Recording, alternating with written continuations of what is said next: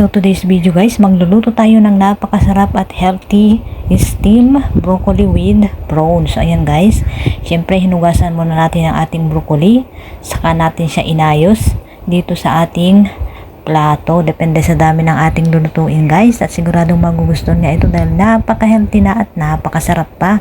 Kaya bago tayo magsimula, kung hindi ka pa nakasubscribe sa aking channel, please do subscribe and hit the notification bell para updated kayo sa mga marami pang cooking tutorial na aking gagawin. So ayan, ito na nga, nahilera ko na dito sa aking plato. Maglalagay na tayo ng kaunting soya sauce. Ayan. Again, depende sa dami ng inyong lulutuin guys. Pag kulang, pwede kayong magdagdag.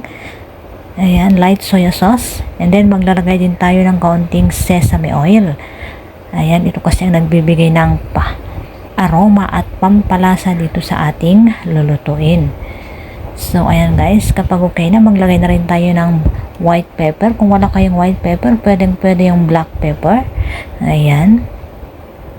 Kapag okay na, maglalagay na tayo ng cracked egg. Ayan. Naglagay pala ako dito ng 3 egg guys. Kung gusto niyo ng mas marami, pwede rin.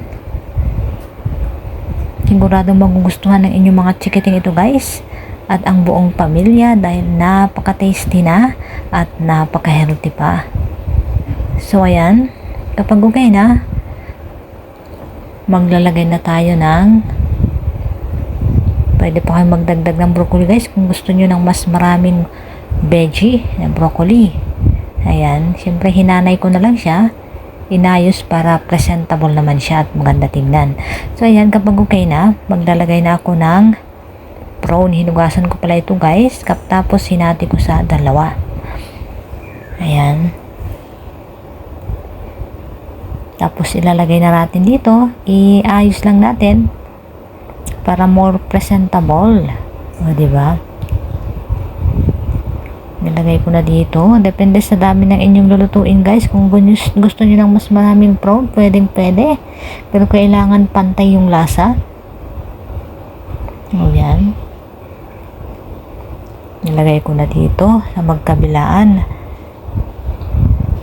Ayan guys, kailangan malinis. Nilisin natin ng mabuti para walang lansa o lasa yung lansa ng ating lulutuin. So ayan guys, inilagay ko rin yung head niya para hindi naman masayang. Ayan, pero tatanggalin ko rin yan mamaya after cooking. So ayan guys, kapag okay na, ready to steam na yan guys. At kailangan ang gagamitin nating water sa pan-steam ay kumukulo. Ayan, para mas masarap. Ayan, nilagyan ko na rin siya ng kaunting spring onion, pampalasa. Pwede nyo ring lagyan after ng maluto guys. O, diba? Ready to steam lang. Ganito lang yan kadali guys. Ayan, isasalang na natin dito sa ating lutuan. So, ayan guys. Kailangan high yung flame natin para mas maganda yung pagkaka-steam niya. So ayan guys, i-steam lang natin siya ng mga ilang minuto hanggang sa maluto ang ating prawn. Hindi kailangan ito ng matagal guys.